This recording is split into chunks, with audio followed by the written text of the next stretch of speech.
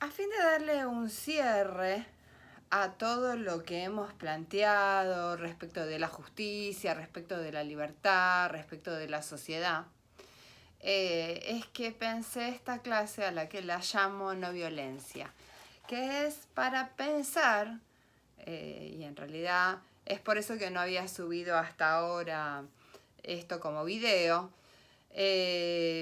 porque lo lógico sería que esto fuera objeto de un debate, ¿no? De una charla entre todos, pero dada la circunstancia del COVID y de que las clases se transformaron en online, se hace dificultoso, pese a que lo probamos una vez y no fue tan malo el sistema de debate, ¿sí? Mi idea es plantear a través de este pequeño video cuáles son nuestras posibilidades como ciudadanos para intervenir y mejorar estas cuestiones que tienen que ver con la política y que por supuesto tienen que ver con nuestra vida, ¿no? Quizás es importante para todos aquellos que no tenemos una afiliación partidaria, entender que nuestra vida humana, como transcurre en sociedad, está afectada y atravesada por la política, y que la política no es meramente la política partidaria. Entonces, el planteo de esta clase tiene que ver con los movimientos de no violencia. Y los movimientos de no violencia son aquellos que se oponen a la violencia tanto como medio como fin. O sea, sabemos que existieron movimientos violentos, ¿no?, para intervenir en la sociedad.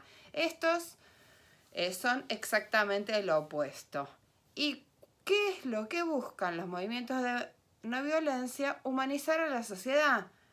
Porque cómo nos separamos o cómo nos distinguimos de los animales, del resto de los animales, no porque los animales sean malos, sino porque nosotros tenemos conciencia de nuestra propia existencia.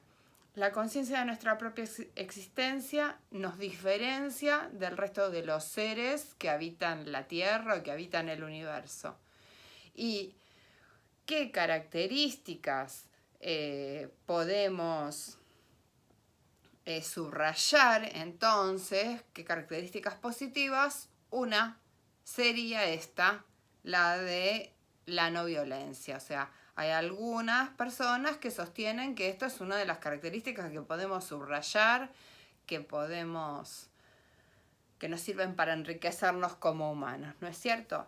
El texto teórico que ustedes tienen en el blog es el texto de Desobediencia Civil, escrito por Henri Thoreau,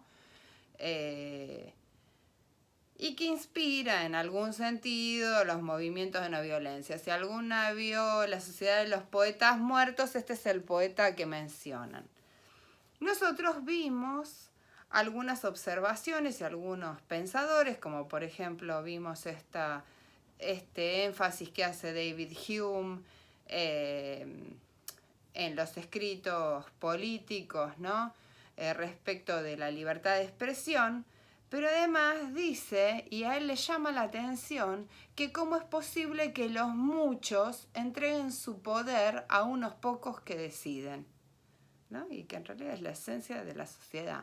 Pero es ahí donde, y después de lo que vimos, del amo y el esclavo, en fin, es este lugar donde tenemos que hacer énfasis para no perder de vista ese poder que es nuestro. Y entonces tenemos este texto que dice: el poder de los gobernantes no es eterno ni indestructible, sino que depende del respeto y respaldo social, o consentimiento o cooperación de la población. Esto presupone entonces que el poder radica en el pueblo, por lo que la acción no violenta busca disminuir el poder de los gobernantes cuando este poder es ejercido injustamente, retirando el consentimiento y la cooperación. Yo no sé si ustedes se acuerdan, allá lejos y hace tiempo, de los planteos que había hecho Rawls, de que no podemos tolerar que haya leyes injustas. Si una ley es injusta, debe ser reformada o abolida. Ahora, ¿cómo hacemos como ciudadanos, como civiles, como seres individuales, para producir estos cambios? Y entonces es esto lo que señalan los movimientos de no violencia: retirar el consentimiento y la cooperación. Y además hace una distinción, los movimientos de no violencia, y por supuesto la filosofía política hace una distinción entre persona y personaje. O sea, una cosa es la persona humana y otra cosa es el rol social que ocupa. ¿Podemos atacar a la persona? No. Lo que podemos atacar o criticar es el personaje. Por eso es que decimos que no está, por ejemplo, ¿no? Con respecto de los scratches, no está bueno, por ejemplo, ir a hacer el scratch a la casa particular de una persona que ejerce un rol político, sea el que sea, sino atacar al personaje, ¿no? Al rol público, ¿sí? Tampoco a la familia ni a los hijos, ¿no? Sino, ¿por qué? Porque si no, no estamos respetando a todas las personas y a todas las personas que tienen derecho a vivir en sociedad. Hay también otra oposición que sería el de exclusión e inclusión, ¿no? La democracia es un sistema de decisiones muy complejo y nosotros la única dinámica que tenemos y el único mecanismo de intervención es el voto.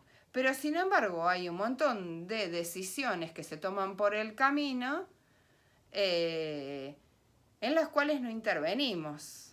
Entonces, ¿cómo podemos hacer para oír nuestra voz, hacer oír nuestra voz? O sea, evidentemente el voto es la más evidente y la más obvia. Y por eso es importante ejercer el derecho a votar.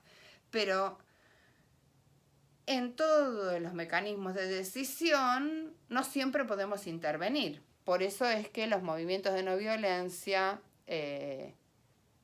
proponen estas cosas que vamos a ver. Y después otra contraposición es el de legalidad y legitimidad, ¿no? Una cosa es la legalidad, o sea, que una norma sea ley, y otra cosa es que esa norma sea legítima. Una ley puede ser injusta o que no sea legítima, ¿sí? El movimiento defiende entonces el derecho a la disidencia en el caso de haber conflicto entre legalidad y legitimidad. ¿Se acuerdan que nosotros cuando trabajamos los textos de Arendt, cuando trabajamos el tema del juicio de Jerusalén, ¿se acuerdan que se había planteado que en realidad Eichmann había obedecido la ley de su momento, ¿no? Pero una cosa es que sea legal, o sea, que esa ley sea válida, y otra cosa que sea legítima, ¿no? Que esa ley, por más legal que sea injusta, ¿sí?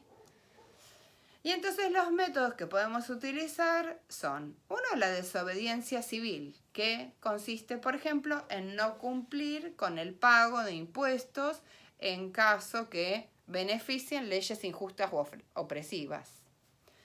El otro es el de la objeción de conciencia. Suele estar relacionado con el servicio militar y es el que se ejerce en general respecto de guerras, ¿sí? Por ejemplo, aquellas personas que son religiosas y que por lo tanto no quieren hacer el servicio militar y no quieren participar de una guerra en donde tengan que matar. Hay una película, se lo llama objetores de conciencia en realidad, y esto está amparado por la ley. Hay una película que plantea este tema que está muy interesante respecto de la Segunda Guerra Mundial, de una persona que quiere ir a la guerra porque quiere cumplir su rol como miembro de la patria, pero decidió que no va a matar a nadie. Otros métodos son la huelga de hambre, o sea, consiste en no comer hasta que se cambie la medida injusta. Mahatma Gandhi hizo varias huelgas de hambre que por suerte fueron exitosas, pero hubo otras como la de Bobby Sands y muchos otros irlandeses que murieron porque la ley no se modificó, ¿no? Otro método puede ser el boicot a un producto. Hace unos muy pocos días, hubo un boicot al Banco Credit Corp y la gente retiró sus cuentas de ese banco, por ejemplo. Pero entre nosotros hubo una señora, se llamaba Alita de Lázari, que era la jefa de una organización de amas de casa, que cuando les parecía que algo no estaba bien, lo que hacían era, todas las amas de casa decretaban no comprar ese producto hasta que la empresa no modificase alguna de sus conductas comerciales. Otros métodos pueden ser manifestaciones públicas como marchas, sentadas, abrazos. Hace unos poquito tiempo hubo un abrazo a la facultad, a la universidad, acá en Mar del Plata. Bueno, marchas, sentadas, vemos bastante seguido, así que sabemos qué es. Otro método puede ser el bloqueo físico, ¿no? Por ejemplo, cuando Greenpeace se interpone entre un barco y las ballenas, entre un barco ballenero y las ballenas, o otro muy famoso que es el de la foto de ese señor en China que se paró delante de los tanques, ¿no?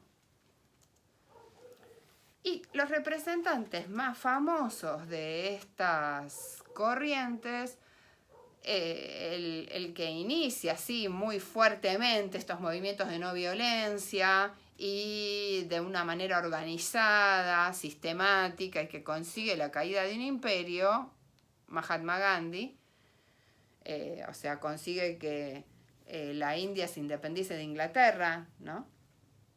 El otro, más nuestro, el de las madres de Plaza de Mayo, que con esa caminata silenciosa en la Plaza de Mayo y con el símbolo este de ponerse los pañuelos blancos, consiguieron la caída del gobierno militar. O también podemos poner a Martin Luther King, que también tuvo una estrategia de acción no violenta, sistemática, y consiguió se firmaran derechos civiles y se cambiaran las cuestiones respecto de los derechos civiles de la minoría de personas de color en Estados Unidos.